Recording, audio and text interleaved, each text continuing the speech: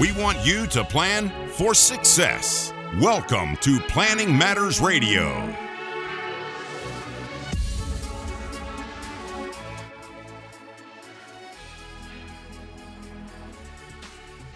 Welcome once again to Planning Matters Radio. I am joined once again by the author of Understanding Your Investment Options, a fiduciary financial investment and retirement planner serving the great state of North Carolina, and a Ramsey Trusted SmartVestor Pro. Peter Richon, thanks for joining us. Always a pleasure, Scott. Thank you for the warm welcome. We're here to help people in their financial path and progress, looking at their investment, their retirement plans, just making sure that we've got no stone left unturned, no blind spot that we have not uncovered and identified, and trying to just provide down-to-earth education so that you have a better understanding and more confidence with your money. It's not just financial products offered here and by your financial advisor. It's savers and investors with an ongoing relationship where you can have a resource for guidance that gets vital questions answered and your concerns addressed. And Peter, I think trust and communication are probably paramount in forming that relationship with a financial advisor and a client. Yeah, indeed. I mean, I think that there are a few questions that people have in mind when they end up speaking with an advisor. What are your credentials? How long have you been doing this? What kind of investments do you use? How much do you get paid? How do you get paid? Where does that compensation come from? Do I write you a check? Do you take it out of the accounts? Does somebody else pay you? But really, it is a relationship, and people may not on the surface level understand it, but I've got just as many questions for them when they show up in my office, trying to get to know who they are as people, as savers, as investors, and how they handle their money. And then what are their views and values with their money? Have you had any bad experiences with money? Did you have any good influences in your life with money? What was money like growing up? And then as a professional, how have you handled your money thus far? Those kind of questions are really going to give me kind of an insight into what we're talking about and why it's important to you. And there's a lot of additional questions that go into what do you own and how have you invested? We'll get to that. But in order to formulate a plan to achieve your goals, I've got to know who you are and what your goals are, just like you want to know who I am and what I do and how I'm going to help you achieve those goals. Yeah, knowing each other so that even if you have a great relationship, to know maybe what are the terms of that great relationship? Why is your relationship? Why are you a good fit? Why is it a good match in terms of investing philosophy or maybe the shortcomings or strengths of a given person? So when someone comes to you, what are some of the first questions that you'd like to hear? And if you don't hear them, maybe you ask them yourself. Yeah. Well, you mentioned the word relationship, and it is a relationship. And I've gotten into what I feel are some really good friendships with many of my clients, and many of my friends have also become clients. At the end of the day, it is a business relationship, and I'm always conscious and aware of that friendships actually can maintain even if that business relationship is severed. Like any relationship that changes, that can put some different dynamics on it. But with an advisor, I think that everybody should always be cognizant of the fact that that client advisor relationship is a business relationship, and it's based on them helping you achieve the financial goals that are most important to you. So if it's all just about how smart I am, what investments I have, and what the rate of return has been for you, and not about, well, what has gone on in your life? What has changed in your life? What do you want these things, these accounts, these dollars to do for you in the future? Then maybe assess that dichotomy of the personal relationship and the business relationship, because I think a good financial relationship does have a bit of both. But when people come in, they want to know who I am. I'm a Dave Ramsey SmartVestor Pro. I am a husband. I am a parent. I am a baseball coach. I am a fledgling musician from times gone past. I actually cut my teeth in the radio industry. Fresh out of college, I was running 4 talk radio stations. I started a couple online stations well before the buzzwords of streaming or podcasting ever even were heard or muttered. But I take the confidence and the trust that people place in me very seriously.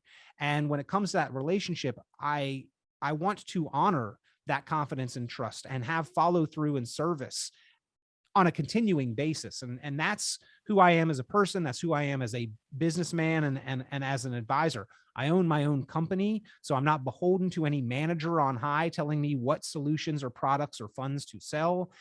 We are independent. We are fiduciary, and that's a buzzword, but it technically means that I put the best interest of my clients first, legally, morally, and ethically. And I think the legally is the least of those concerns. Morally and ethically, I think that the fiduciary responsibility is perhaps the most important question that you can ask an advisor. But how do I do what I do? It depends on the approach that we are taking. I can be pretty laissez-faire and hands-off and just help you set up your plan, or I can be very involved and active and hands-on a almost day-to-day basis, managing my clients' funds and accounts and investments and plan on a comprehensive level. You mentioned that word fiduciary, and it sounds like a very positive thing. And I understand it's the position that you're in. What's the alternative if some financial advisor is not a fiduciary? What's the alternative? What's the other option?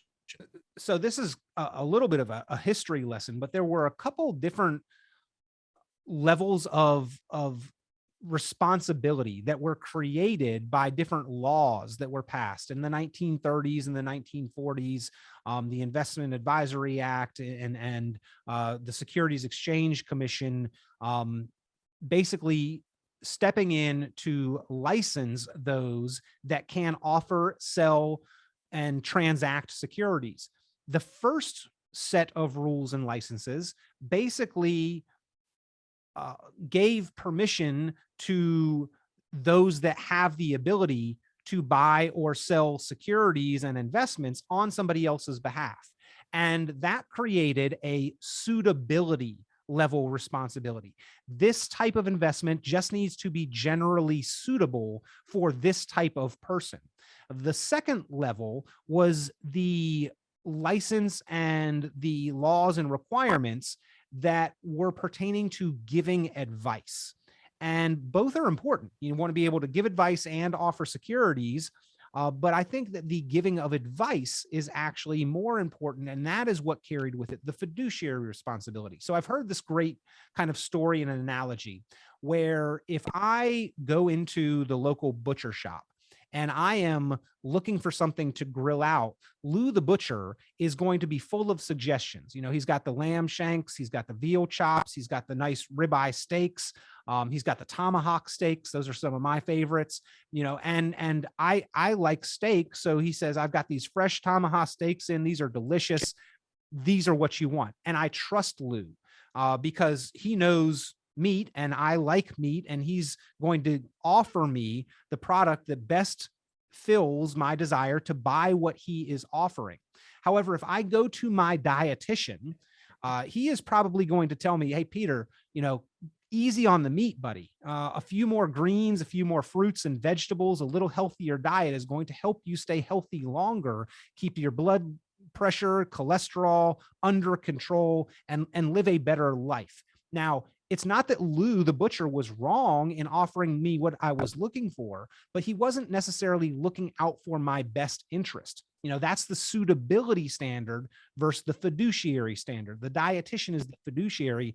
Even if they love meat or hate meat, they're going to give me the advice that is in my best interest. And the problem in the financial world is that most people think that they are talking with a dietitian when it comes to those conversations with their advisor. And oftentimes they're talking with Lou the butcher, who's there to sell mutual funds because they are a suitable investment for this client that is coming in, when in actuality, those mutual funds may not be the best thing. We may want to pay off some debt. We may want to pay off the house. We may need to invest more in our 401k or Roth, or mutual funds may not be the best overall investment, or the mutual funds that particular family has may not be comparable to this other institution's family of funds. It may have a better rate of return or cheaper price. A fiduciary is supposed to sort through all that and give recommendations that are in your best interest. That's good advice. If you're hungry, which I am now, for more good advice from John, Me too. 919-300-5886 for or visit his website www.richonplanning.com. Peter, what are some things that you see as common problems with the way that people plan as a fiduciary and financial advisor that you strive to help them address? So probably the biggest is that they wait until a big event happens to even think about planning. Human nature is that we are procrastinators, but planning is proactive. It's not a profession of financial reacting. It is planning. It is looking ahead. And so being proactive and having these conversations in advance is always going to be to your advantage and benefit.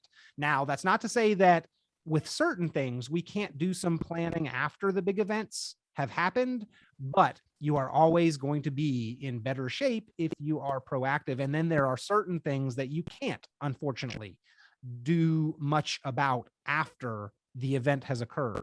So oftentimes I see people coming in after a big event or right on the precipice of a big event like retirement, or maybe, sadly, the passing of a family member or something like that, being laid off. Like, let's be proactive. Let's talk about what can and might and will go wrong into the future way ahead of time, so that we have a plan of action and are prepared for those things when they do happen. The old ostrich approach of burying your head in the sand, it does not save you from danger. Your backside is still exposed. So you can't take that approach. And I would say that that's one of the biggest problems. If I could snap my fingers and fix something about the financial industry itself, I probably would talk about the advertisement of past performance. The way that mutual funds advertise their past performance is problematic at best, and at worst, it's an out and out fallacy and lie. And yet people make their investment decisions based on that. And I can give a quick example. I know math doesn't translate fantastically over the radio, but if I said, hey, I've got this mutual fund with an average rate of return of 10%, that's going to sound pretty good. But if I invest $100,000 over a 3-year period, and the first year we get a 60% rate of return, the second year we lose 50%, and the third year we get a 20% rate of return. Well, that's an average of 10%. 60 minus 50 is 10, plus 20 divided by 3 is 10. But I actually end up with $96,000 for the $100,000 that I invested. The 60% return, my 100 turns into 160. The 50% loss, it goes down to 80. The 20% return, it goes up to 96. So I've averaged 10%, but I've lost money over 3 years. So to me, that's problematic about the financial world, and people really need to understand the way that past performance is advertised and not make decisions based off that. Yeah, it's interesting, right? The order of operations is so important, both in the planning and in the results, and furthermore in the marketing that people absorb. I mean, if past performance is not a good way to advertise something, well, what would be a good way? Is it the more the process that goes into it, or what do you think? Well, I think that a lot of people go about it in a little bit of a backwards way. They focus first on the rate of return, when that should be almost the last part of the process. It's important. I'm not discounting the importance of getting a good return, but you should be looking at the amount of risk that you are willing to take, and then only taking the risk that is necessary or appropriate to achieving your goals. Look, if I want to go to my brother's house, he's about an hour away, and I ride on the highway to do so. The speed limit is 65 miles an hour. And if I travel 65 miles an hour, I've got a pretty good chance of making it there unscathed and unticketed. I could maybe push it, risk it a little bit, get there a minute or two early, go 70 instead of 65. I'm taking a little bit more chance there. Or I could say, hey, I want to get there. I have to get there in a half hour. So instead of 65, I need to do 130 miles an hour. And guess what? My car can do that. But my risk is significantly increased by doing so, right? The risk of a car accident, the risk of passing an officer of the state of North Carolina or a man with a badge, it significantly increases my risk. And the same is true in the financial world. We can shoot for the moon and go full speed ahead and chase higher returns, but is that risk really worth it? And we have to think about the risk first. Because if I get arrested for reckless driving or have an accident, I don't get to see my brother at all. And if we take more risk than is appropriate and our financial path is derailed, we might not achieve those retirement timeline goals that we have into the future. Good advice, 919-300-5886 or www.richonplanning.com to talk with Peter Richon. Peter, you mentioned people reacting to events and possibly putting off what they should have done in the past.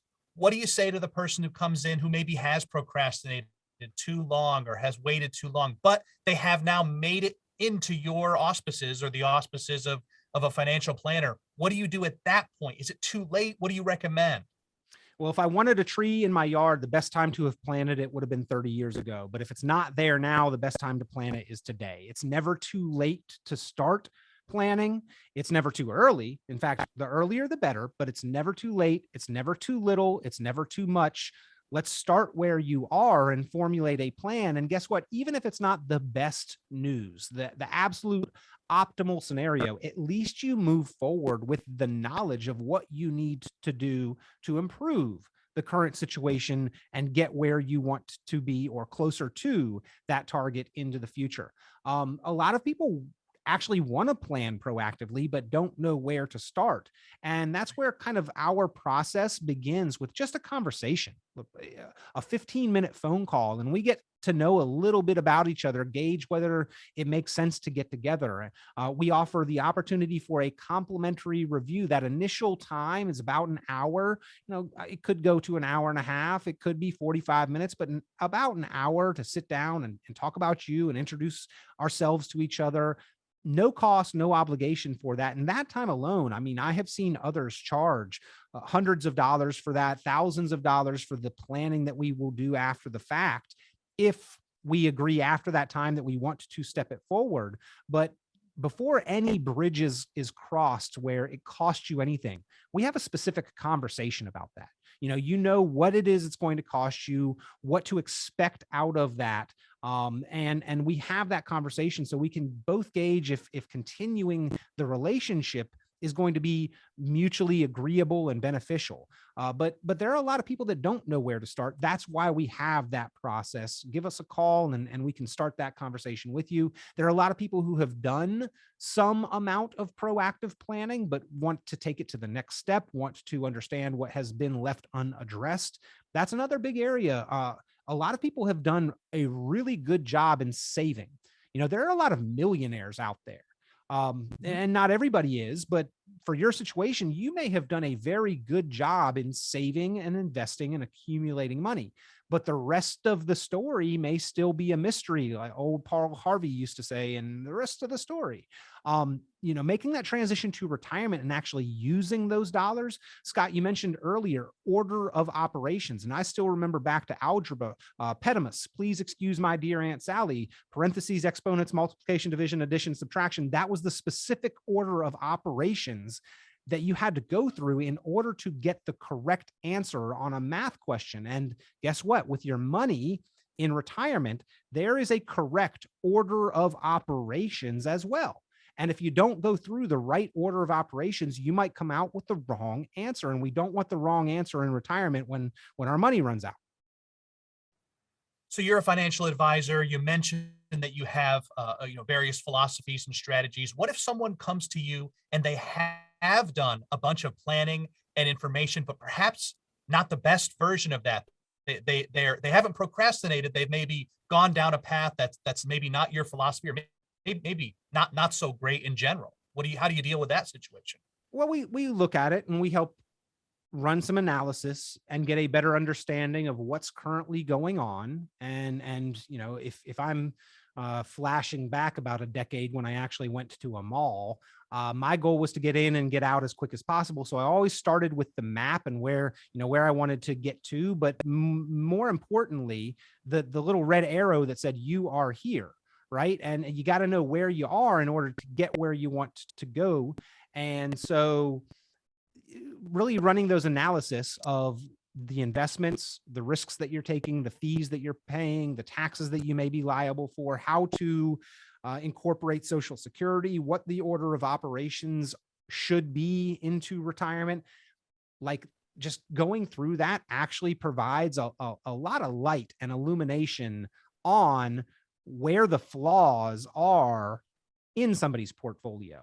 And from there, it's kind of the natural progression of, okay, we have spotted this problem.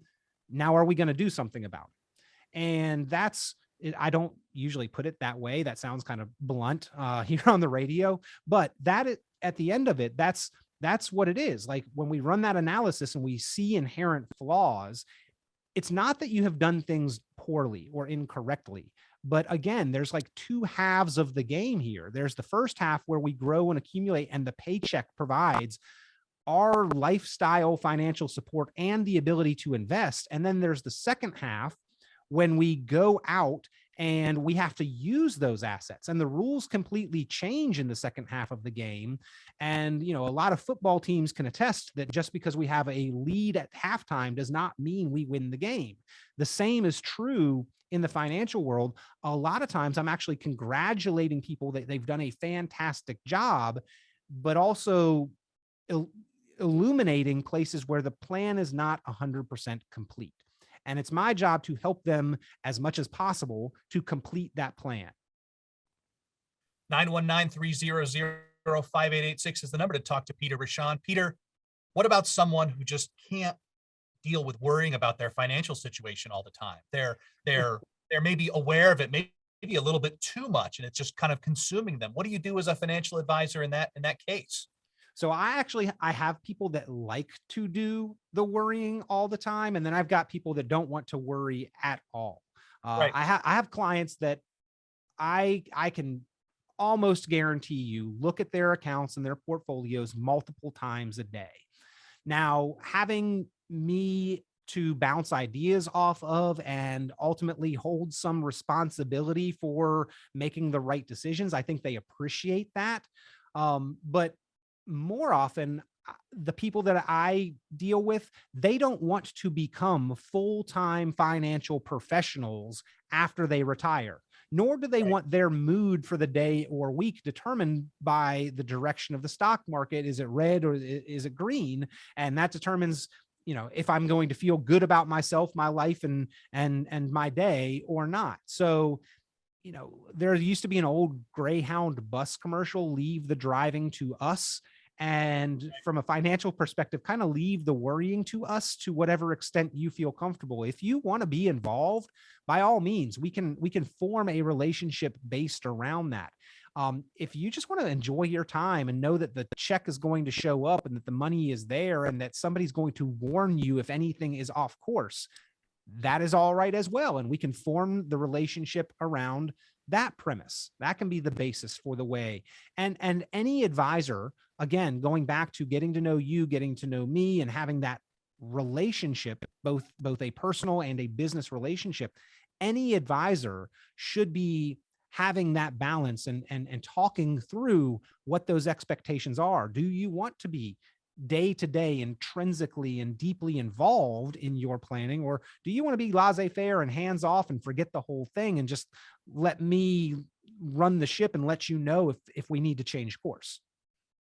How much of your role is educating people on just the different options that are out there, the different things that are out there, even if maybe it's not the path that you're going to advise them to take, but all these things are out there? 100%. I mean, my job at its core is educational. Now, that education is not necessarily saying, okay, well, now you know, and handing the implementation and execution off to you, but you should be able to explain your plan to a friend, a neighbor, a loved one. A perfect stranger comes up and asks you what you're doing with your money. Like, at its core, you should be knowledgeable enough to explain and educated on how to explain what you're doing. Guess what?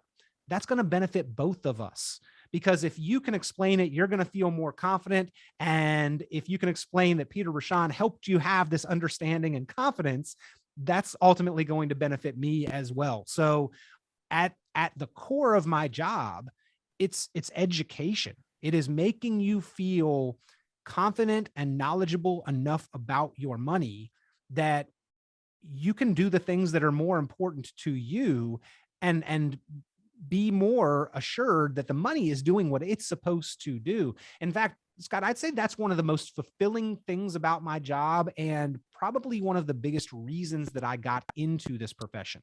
I mentioned that, my background, I was in radio. I actually used to host a lot of different financial talk programs. And once upon a time, I got to run the board for Dave Ramsey when he was touring the country. It was a great experience. But through that experience, I got an insight, kind of backed off and third hand experience. I got the insight that not a lot of people actually had that fantastic understanding of what they were doing with their money, or what their advisor was doing with their money.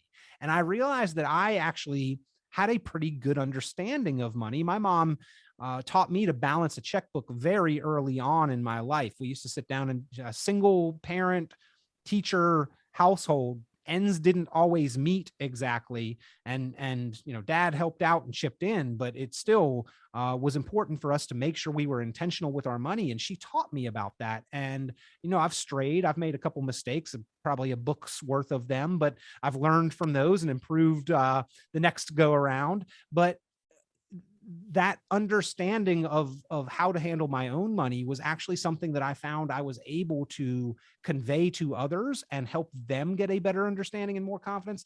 That's really what led me to this career. And I would say continuing day to day is one of my goals and missions, and makes this job worthwhile. That's great to hear. I mean, it's right. So there's a reason why everybody does the things that they do, and you specifically, and your financial planner, to the listener out there, there's a reason that they're doing it. What is the core reason why you became a financial advisor, if we could boil it down as we come to the end here?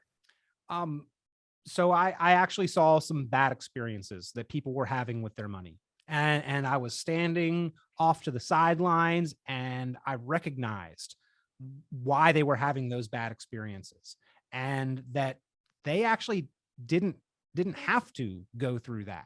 And these were not family members. It did not directly impact me, but I understood that I had a working knowledge of money. I mean, I'm a Dave Ramsey trusted smart investor. I have not always been debt free. In college, I ran up 5-figure credit card debt, and it took me years to dig out of that. It was a painful lesson for me, but it taught me a lot. And now I'm a big fan. Yeah, absolutely. I'm a big fan of that.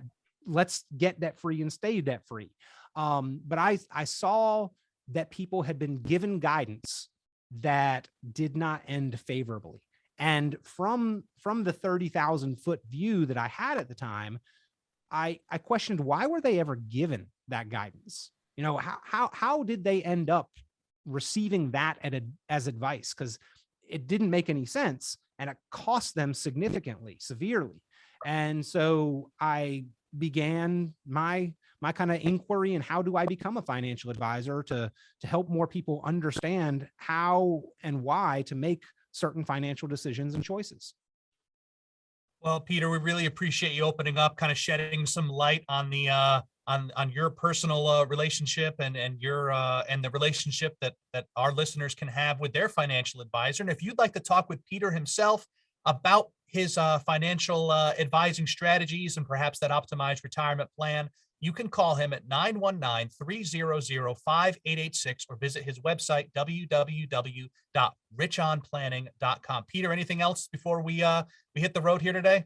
Well, don't forget about the 2022 financial and retirement planning checklist. It's 1 page, 5 big topics with several items to check off beneath those big topics: income, investments, healthcare, taxes, legacy, and several key milestones within each one of those to make sure you're on the right path. Great to go over on your own. We'll happily mail it or email it out to you. You can also go to the website. richonplanning.com is what it looks like. It's my last name, Richon, richonplanning.com, and download a copy of my book, Understanding Your Investment Options, another educational resource. And we hope that you have a better understanding and more confidence with your money.